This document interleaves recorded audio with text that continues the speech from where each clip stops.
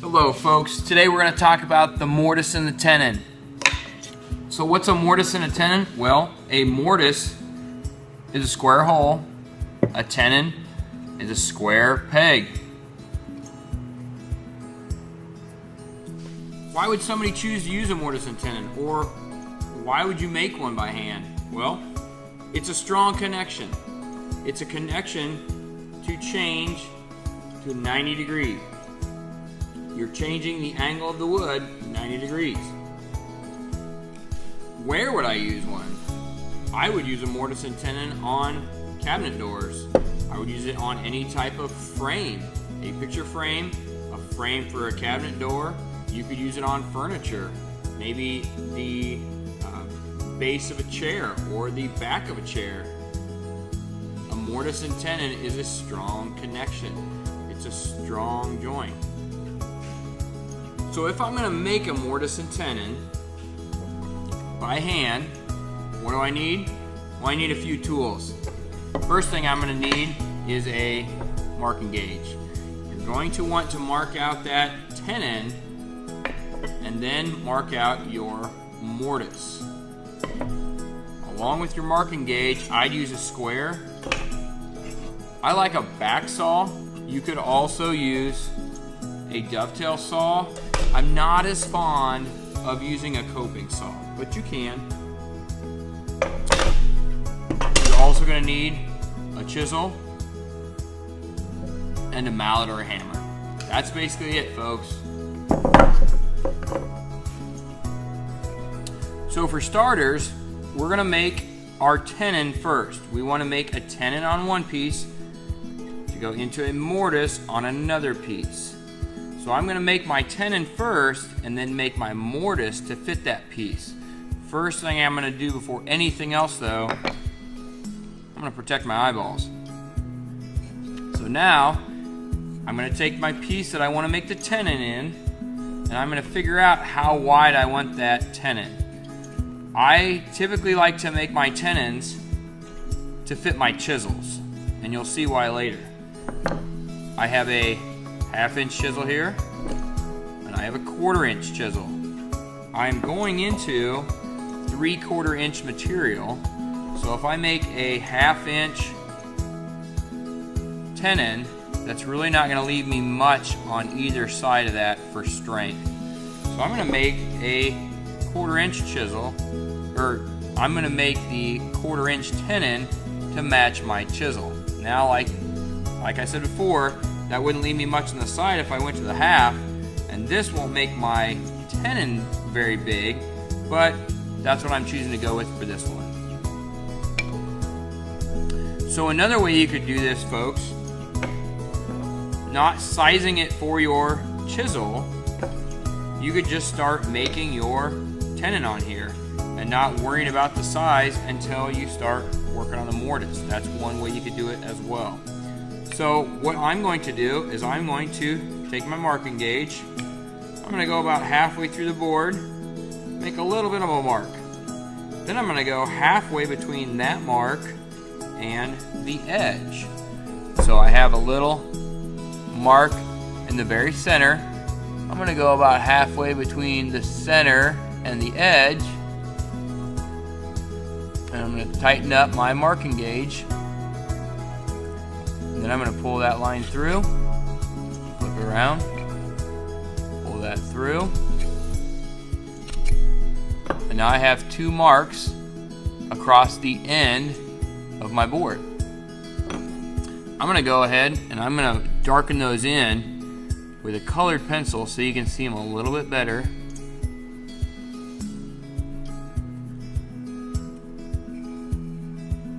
So I have marks across my board.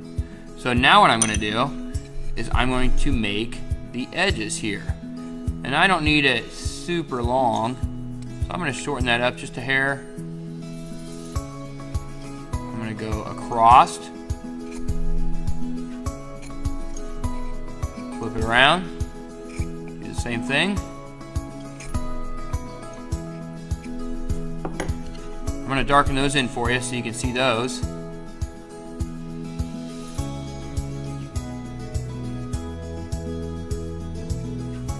So now I have my tenon basically laid out on the end. What I always like to do is I like to color one part of this. Either color what I'm going to take out or color what I'm going to leave in. I'm going to take out most of this, so I'm going to color what I'm going to leave in. That's telling me do not cut that out. Do not put a saw through that colored in part. So now I need to know how thick my other part is. How deep do I want to go in to the mortise with my tenon? Now this isn't going to be that deep. I can just set this for however deep I want. It's already set for my ends on the tenon. That's a pretty decent amount. So I'm going to go on the edges here and mark around the sides.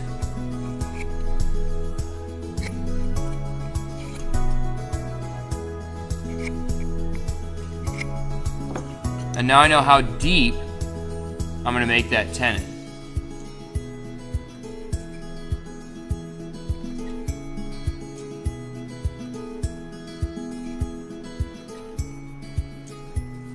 Now I know how deep I'm going to cut. So now comes the cutting. So now, folks, I'm going to cut on this line, and then I'm going to cut on the side and remove this whole piece. I'm going to cut this line and then cut on that side, remove this whole piece, and then do the same thing here.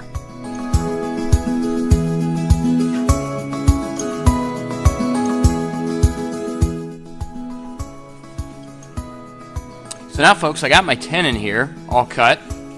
So now I can shave it up just a little bit. I can bring my chisel in from the side and square those corners up. Now you see here, I cut a little deep right there, and this one's got a little bit of an angle. That's not going to be that big a difference, or that's not going to be that big of an issue, because most of this is never going to be seen. So now, folks, I got my tenon. I'm ready to make my mortise. So I'm going to use my tenon to figure out where my mortise is going to go. So what I'm going to do, if this is the top of my frame, I'm going to hold my tenon. I'm going to hold the tops flush, and then I'm going to take my pencil and mark the top and the bottom of my tenons. So now I have the top and the bottom all marked out. I know where the top is, I know where the bottom is. Now what I need to do is get my marking gauge again, and I want to have it go like this. So I'm going to write top here, top, and then I'm going to mark one side. I'm going to give it a little X here, a little X there. So now I know it's going to go in like this, and it's not going to go like this.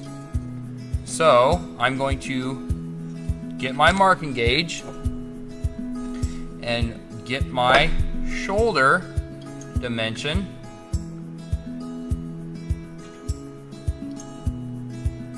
I'm going to tighten up my marking gauge, and I'm going from the side that I do not have an X on. So that means I start with the side that does not have the X on it. And I'm going to mark that in my board. So now I need to measure the other side. So again, going from the side that there's no X on, I'm going to set my marking gauge up for the other side of the tenon. And then I'm going to mark from the non-X side and get that marked in. So now what I have is my mortise marked out here. Now I want to make sure and erase these lines that go past, because because I don't want any of that taken out except for that hole. So now I'm going to color in exactly what I want taken out.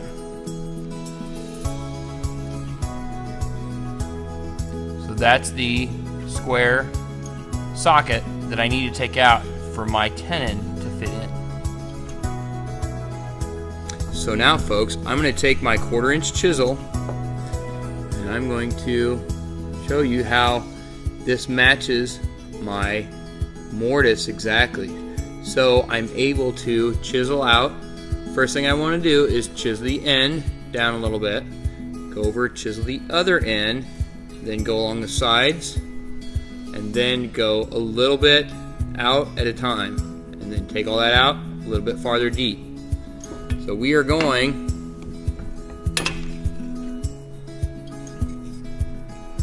that deep into the wood. So we're going to have to go a little bit at a time so we don't split these sides out and we don't split it out the end. Let's do it.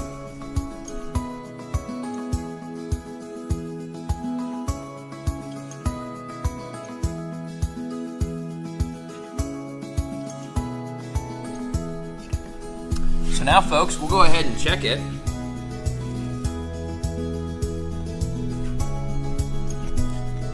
Doesn't quite fit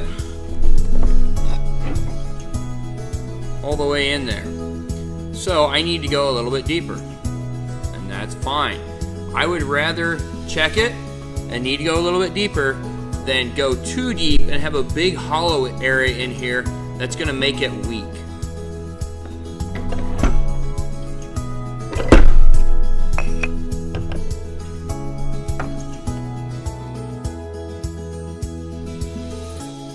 Alright, so we will go ahead and check this.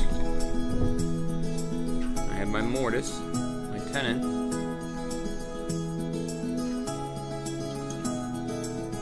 Fits pretty good.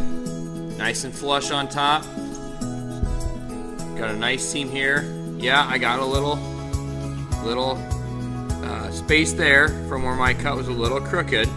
I will put some glue in that and then some wood filler, and you'll never see it unless you're looking for it. Okay folks, so we've made our mortise, we've made our tenon, they go together, it works. One big thing to recognize is you really need a sharp chisel to do a really good job on this. The bottom of your hole needs to be square.